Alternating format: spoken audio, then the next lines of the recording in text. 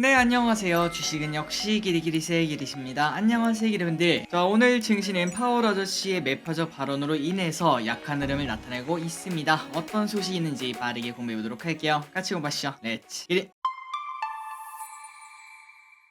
바로 들어가도록 하겠습니다. 자, 파월은 매다 생각도 못한 악재가 등장했습니다. 믿었던 파월 아저씨, 지난번에 디스인플레이션 이런 말을 하면서 정말 많이 믿었는데요. 그런데 이 아저씨가 갑자기 또 매파로 변했다고 합니다. 그래서 미국장과 한국장이 1% 내외 하락하는 모습을 나타냈는데, 그렇다면 파월 아저씨가 도대체 뭐라고 했는가? 바로 만약 전체 데이터가 더 빠른 긴축이 정당하게 나타난다면, 그러니까 앞으로 나오는 데이터를 확인을 했는데 긴축이 필요하다 이러한 얘기가 나온다면은 우리는 인상폭을 더 높여야 된다 이렇게 말을 했습니다. 그러니까 요즘 들어 경제는 좋고 인플레 둔화는 조금은 느려지고 있고 이런 흐름이 나타나자 아마도 이번에 또 금리 올라가지 않겠나 이러한 예상이 나왔다고 볼 수 있겠죠. 그래서 시장은 깜짝 놀라는 걸 확인할 수 있고, 그리고 이번 주에 발표되는 고용 데이터가 매우 중요해지는 모습이 나타난 것 같습니다. 결국 이번 주까지는 또 눈치 보기가 나올 것 같은데, 또 언제까지 우리는 금리로 일해야 되나 라는 생각이 들긴 하지만, 그런데 이것 때문에 증시가 급락할 가능성은 그렇게 높지 않을 것 같습니다. 그러니까 너무 걱정하지 말고 오히려 다른 악재가 없다는 가정하에 주가가 떨어지면 매수 기회가 될 수 있다 이런 이야기도 해볼 수 있겠죠. 어쨌든 파월 아저씨가 매파적으로 변했다고 하네요. 다음입니다. 리비안이 폭락했습니다. 무려 14%나 급락한 리비안, 그 이유가 뭔가 봤더니 대규모 채권을 발행했기 때문인데요. 무려 1.7조 원에 달하는 전환사채를 발행을 했다고 합니다. 물론 리비안은 이 돈을 미래 성장을 위해서 쓰겠다 이렇게 밝혔지만, 이렇게 전환사채가 나오면 기존 주식의 가치를 희석하기 때문에 금액이 크면 클수록 당연히 큰 악재라고 볼 수 있겠죠. 그래서 주가가 쭉 떨어지는 걸 확인할 수 있고, 또한 이제 몇몇 전문가들은 리비안이 이렇게 큰 돈을 땡겼지만 그런데 이 돈으로도 부족하다며 결국 나중에는 더 발행할 수 있다 이렇게 말했으며, 그리고 이번 소식을 보면은 리비안만의 문제가 아니겠죠. 새로 시작하는 신생 업체들, 지금 투자금이 많이 필요한 업체들의 자금 조달이 쉽지 않다는 거를, 금리도 높고 그다음에 경기도 안 좋다 보니까 지금 상황이 좀 어렵지 않겠습니까? 그러한 어려움을 보여주는 대표적인 사례다 이러한 평가를 내렸다고 합니다. 그래서 이런 것 때문에 금리가 높아지면 높아질수록 나스닥이 상장된 성장주가 나쁜 흐름을 나타내는 거 아마도 기름분들 다 알고 있을 거라고 생각해요. 다음입니다. 요즘 서학개미는 이걸 사고 있다고 합니다. 뭔가 바로 채권 ETF인데, 그런데 요 녀석이 조금 특별하다고 하네요. 자, 한번 내용을 보자면은 금리가 최고치를 가고 있으니까 곧 떨어질 거다라는 기대감에 다시 또 채권 ETF를 사는 걸 확인할 수 있는데, 미국에서 지금 TMF 이런 채권 ETF를 1,440억이나 최근 한 달간 매수를 한 것으로 나타났다고 합니다. 그래서 이게 뭔가 봤더니 바로 20년 이상 국고채를 투자하는 상품인데, 그런데 이게 그냥 투자하는 게 아니겠죠. 역시 야수입니다. 세배를 추종하는 그러한 ETF라고 하니까 그냥 채권은 재미없어요, 세배는 돼야지 할만하지 라는 마인드로 투자를 하고 있는 걸 볼 수 있습니다. 그런데 이러한 투자가 충분히 성공할 가능성도 있다고 합니다. 그런데 세배짜리다 보니까 금리가 고점 치고 장기간 횡보하면 큰일 아닌가 라고 볼 수 있지만, 그런데 모든 거는 또 선행하기 때문에 실제로 금리 인상이 중단된다면은 그때부터 국채금리는 올해 초에 그랬죠. 4.0 밑으로 거의 3.5까지 쭉 떨어지는 걸 봤습니다. 그거랑 비슷한 흐름이 나타날 수 있기 때문에 이렇게 세배짜리 채권 ETF를 단기적으로 투자하는 것은 꽤나 괜찮은 투자 방법이 될 수 있다고 합니다. 다만 여기서 가장 큰 악재 중 하나는 생각보다 금리 인상이 몇 달 더 간다면은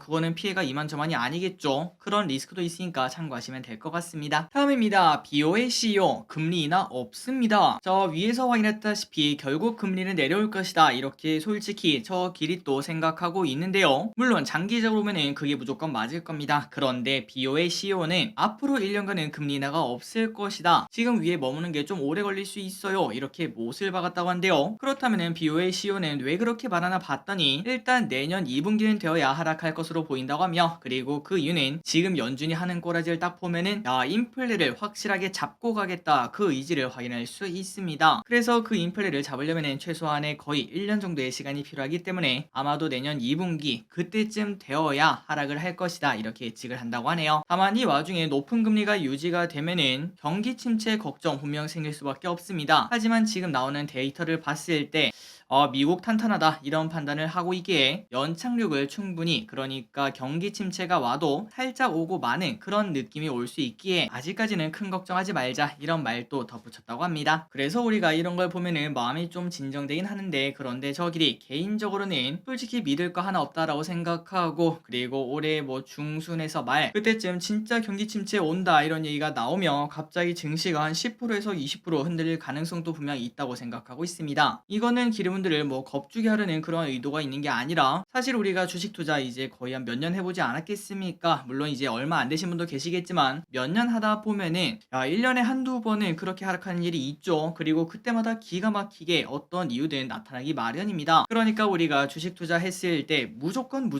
좋다라고 생각하지 마시고, 언제 어디서든 10% 20% 하락할 수 있으니까 만약 진짜로 그런 일이 생겨난다면은 내 종목은 그때 잘 버틸 수 있는 종목인지, 그리고 내가 이 부분에서 걱정을 많이 한다면은 현금 보유는 한 몇 프로 정도 가져갈지, 그런 것들만 미리 생각을 해보자, 이 정도로 받아들이시면 될 것 같습니다. 다음입니다. DB 하이텍의 호재가 나왔다는 소식. 오늘 무려 18%나 급등하는 모습을 나타냅니다. 자, DB 하이텍은 과거부터 물적 분할을 한다는 소식에 주가가 많이 흔들렸는데요. 그런데 이번에 결국 물적 분할을 한다고 했는데 뭐야, 주가가 올랐습니다. 일단 이거부터 말씀드려야 될 것 같습니다. 물적 분할과 인적 분할, 이 두 개의 차이를 간단하게 설명드리자면은 둘 다 회사를 쪼개는 건 같습니다. 그런데 물적 분할은 이렇게 DB하이텍이 있다고 칠게요. 그리고 이거를 가로로 자르는 거와 마찬가지입니다. 그러니까 DB하이텍의 위쪽 부분과 아래쪽 부분 이런 식으로 나누는 걸 말을 하는데, 물론 이거는 뭐 그렇게 나쁜 게 아니겠죠. 뭐 나눌 수도 있지. 그런데 중요한 거는 이렇게 나눈 다음 요 밑에 있는 부분 있죠. 요 녀석을 재상장하는 게 가장 큰 문제입니다. 예전에 LG엔솔이 이런 식으로 상장했기 때문에 욕을 엄청나게 먹었었는데, 이거의 가장 큰 문제는 우리가 DB하이텍을 투자를 하고 있지 않겠습니까? 그런데 요 녀석을 이렇게 가로로 자른 다음에 요를 이렇게 상장시키면은 우리는 그 새로 상장하는 기업의 주식을 가질 수가 없는 게 가장 큰 문제입니다. 그러니까 가장 대표적인 얘기가 방금 전에 말했던 LG엔솔인데, 우리가 LG화학을 투자할 때 LG엔솔 때문에 투자를 했겠죠. 그런데 그 LG엔솔을 그냥 밑으로 똑 뺀 다음에 얘를 따로 상장하니까 사람들의 불만이 장난 아니었다고 볼 수 있습니다. 그래서 이제 물적 분할은 이제 대표적인 악재 이렇게 우리에게 인식이 되는데, 그 반면 인적 분할은 뭔가, 이 DB 하이텍을 DB랑 그 다음에 하이텍 이렇게 세로로 자른다고 생각하시면 될 것 같고, 세로로 자르다 보니까 상장할 때 왼쪽도 가지고 오른쪽도 가진다라고 생각하시면 될 것 같습니다. 그러니까 물적 분할은 우리가 새로 상장하는 기업을 하나도 가질 수가 없어서 대표적인 악재인데, 그런데 인적 분할은 우리가 왼쪽도 가지고 오른쪽도 가지기 때문에 그렇게 나쁜 건 없다. 오히려 이렇게 회사가 적극적으로 움직이니까 효율성 극대화 이렇게 말할 수도 있겠죠. 그런 부분 때문에 호재로도 인식이 되는 게 바로 인적 분할입니다. 그래서 이제 다시 원래대로 돌아오면은 DB 하이텍이 물적 분할을 한다고 했는데, 그런데 그러면 주가가 빠져야 되는 거 아닙니까? 그런데 주가가 올랐다고 합니다. 왜 그런가 봤더니 바로 상장 없이 물적 분할을 이렇게 가로로 하긴 했는데, 요 녀석 상장하지 않을게요 이렇게 말하며 물적 분할을 했다고 하니까 주가가 악재 해소로 이렇게 급등하는 걸 확인할 수 있습니다. 게다가 이 와중에 1,000억 원 규모의 자사주 매입도 한다 이렇게 밝혔기 때문에 복합적인 호재가 작용했다고 볼 수 있고, 아직까지는 아니지만 사실 올해 말 되면은 반도체 해가 될 수 있지 않겠습니까? 그때까지 쭉쭉쭉 성장하는 흐름 나타났으면 좋겠습니다.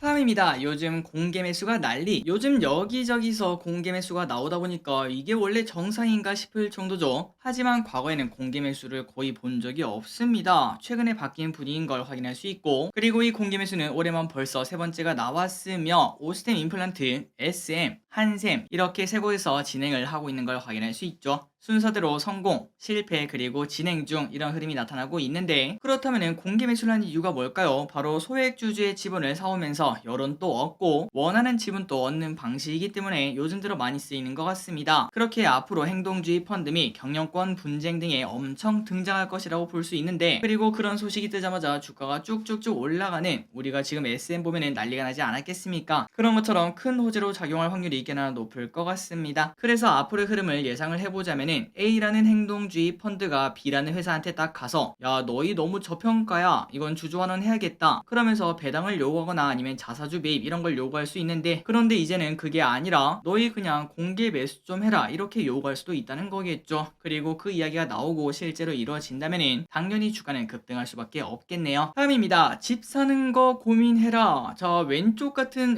이런 집이면 당연히 사야 될 거 아닙니까? 아니 사지도 못할 것 같은데, 그런데 어쨌든 이창용 총재가 이번에 경고를 했다고 합니다. 지난번에 달러 고점을 정확하게 맞추며 경고를 했었는데, 그런데 이번에는 집 살 때 과도한 비토하지 말라 이렇게 애둘러서 이제 주택 매수에 대한 그런 부정적인 의견을 내비쳤는데요. 그러면 뭐라고 했는가? 부동산 테마불사, 부동산은 망하지 않을 거야, 이런 말을 꼭 다시 생각을 해보라고 언급했습니다. 고령화 등을 고려하자면 지금까지와는 다른 그런 미래가 나타날 수 있기 때문에 고민을 해보라고 하며, 그리고 저끼리 또 가끔 생각을 해보면 물론 이게 절대 맞지는 않겠지만 수요와 공급만 생각하자면 인구는 우리나라 줄고 있죠. 그리고 이 와중에 돈 버는 인구는 더 급격하게 줄어들고 있습니다. 돈이 있어야 집을 살 텐데, 그러니까 돈 자체가 없으면 집을 살 수가 없겠죠. 수요가 줍니다. 또한 이 와중에 집값 안정을 위해서 공급은 엄청나게 늘리고 있으니까, 야, 이거 집값이 폭등하기는 좀 어려운 환경이 계속 나타나는 거 아닌가라는 이야기는 당연히 해볼 수 있겠네요. 물론 이 와중에 물가 상승률을 감안하자면은 집값이 더 올라갈 확률도 분명 존재하고 있겠지만, 어쨌든 이창용 총재가 과거를 생각하면서 미래도 무조건 그럴 것이다 이렇게 생각하지 말고 과도한 비토를 하지 말자 이렇게 언급을 했습니다. 다음입니다. 은행 연체 1조 늘었다. 국내 은행의 연체 대출 잔액이 3개월 동안 1조 원이나 증가한 것으로 나타났습니다. 금리가 급격히 오르면서 이제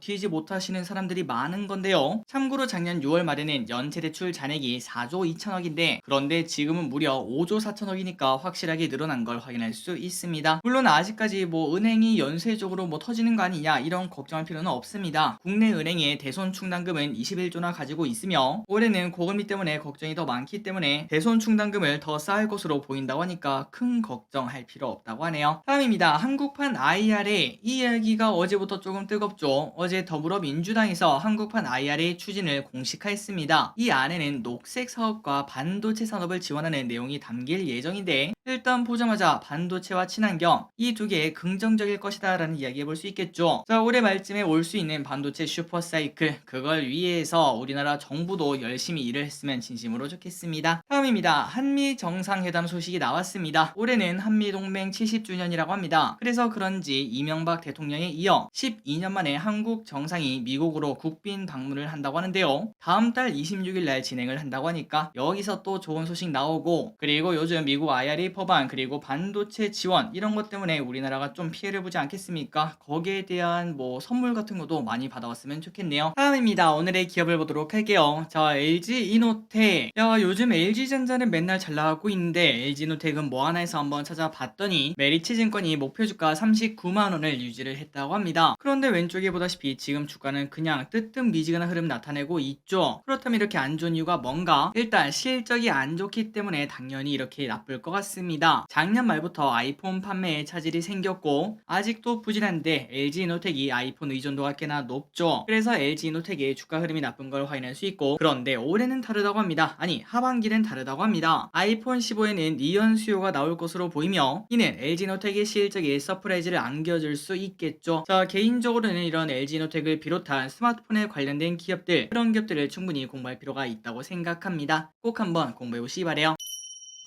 다음입니다. 하나머티리얼즈. 하반기는 또한 반도체가 그 주인공 또 될 수 있습니다. 반도체 관련주인 하나머티리얼즈의 목표 주가를 BNK투자증권은 5만원으로 상향 조정했다고 합니다. 자, 이미 반도체 재고가 감소하고 있는 작년 말부터 하나머티리얼즈의 주가는 반등을 하고 있으며, 올해 상반기 재고 조정이 끝나고 나면은 하반기 수급 개선이 나오고 호실적이 나올 것이다 이런 예상을 해볼 수 있습니다. 그리고 하나머티리얼즈는 SiC 링이 신제품으로 기대를 받는다고 하는데, 요 녀석은 웨이퍼 를 고정하는 역할을 한다고 합니다. 전년 대비 30% 넘게 성장을 할 것으로 본다고 하니까 하나머티리얼즈 한번 공부해보도록 하겠습니다. 다음입니다. 오늘 많이 급등한 기업이네요. 한전 KPS. 친원전 정책으로 인해 한전 KPS의 매력이 높아지고 있다고 하며 NH투자증권은 목표가 5만원으로 상향 조정했습니다. 목표가가 생각보다 높은데 이렇게 책정한 이유가 뭔가? 바로 한전 KPS의 PBR은 8원전 이전에는 4.2배나 되었지만, 그런데 그 이후에는 1.5배로 하락, 그리고 지금은 1.2배밖에 안 돼서 역사적 하단에 위치하고 있기 때문에 추가적 상승 기대가 분명히 있다는 거겠죠. 그렇기 때문에 원전의 방향과 주가 흐름이 연동될 가능성이 있어서 꼭 한번 기업분들이 공부해보시면 좋을 것 같습니다. 다음입니다. 요 주식에 공매도 공격이 나온다는 소식. 오늘 셀트리온 제약 그리고 에코프로비엠, LNC 바이오 이러한 기업들이 공매도 과열 종목으로 지정이 되었습니다. 그만큼 공매도 세력들이 거래를 가열차게 하고 있다는 건데요. 그렇다면 거래가 급증한 이유가 뭔가? 바로 최근 들어 주가가 급등했기 때문입니다. 상황입니다. 셀트리온 제약 그리고 에코프로비엠 최근 들어 주가가 많이 올랐죠. 하지만 이 두 개의 상황은 조금 다른데요. 지금까지 맨날 바닥 파다가 이제 급등한 지 3일 된 셀트리온 제약, 그 반면 계속 어제의 고점을 또 갱신하는 에코프로비엠, 상황이 조금 다른 걸 확인할 수 있는데 과연 어떤 결과가 이 두 개 기업에게 갈지 우리가 한 달 뒤쯤에 한번 확인해 보도록 하겠습니다. 이 또한 우리가 앞으로 투자하는 데 중요한 데이터가 될 수 있겠죠. 다음입니다. 요즘 산불이 난리라고 합니다. 얼마 전 대구 앞산에서도 산불이 나서 대구 주민들이 놀라 하셨는데 요즘 하루에 10건 이상의 전국적으로 산불이 나고 있다고 합니다. 그래서 정부에서는 예방을 위해 관심을 가져달라 이렇게 말했으며, 특히 쓰레기를 태우거나 담배를 피우는 등 물을 다루는 게 가장 위험하겠죠. 혹시나 등산 계획이 있다면 이런 부분도 참고하시면 좋을 것 같습니다. 마지막입니다. 트위치 한국 철수 가능성. 우리나라 인터넷 방송의 양대 플랫폼이라고 말할 수 있겠죠. 아프리카TV 그리고 트위치. 그런데 이 중 트위치가 결국 한국에서 철수할 수 있다 이런 이야기가 나왔습니다. 만약 그렇다면 결국 시청자는 아프리카TV로 갈 수밖에 없을 것 같은데, 아프리카TV의 실적은 당연히 성장을 하겠죠. 당연히 거기에 맞춰 주가도 상승할 가능성이 있습니다. 그리고 아프리카TV의 지금 현재 가격도 확인해보면 매력적인 위치까지 하락을 했습니다. 내년 예상퍼가 11.5, 연평균 10% 이상 성장하는 친구가 이거는 뭐 저평가 아닙니까? 라는 이야기도 해볼 수 있겠죠. 한번 기름들 공부해보시기 바랍니다. 자, 오늘의 공부 여기까지 끝났습니다. 항상 이렇게 같이 공부해서 진심으로 감사합니다. 지금까지 기리셨습니다. 빠이요.